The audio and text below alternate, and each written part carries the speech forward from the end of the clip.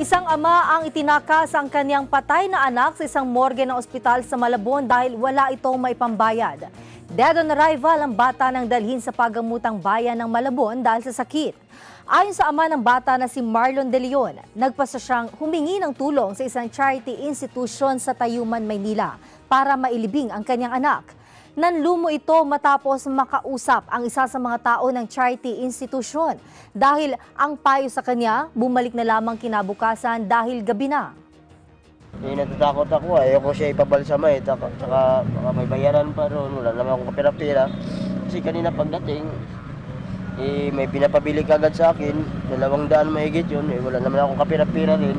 Wala po akong kapira-pira, tapos binigyan pa rin ako ulit ng resita, pabili na ako para dito sa tusok.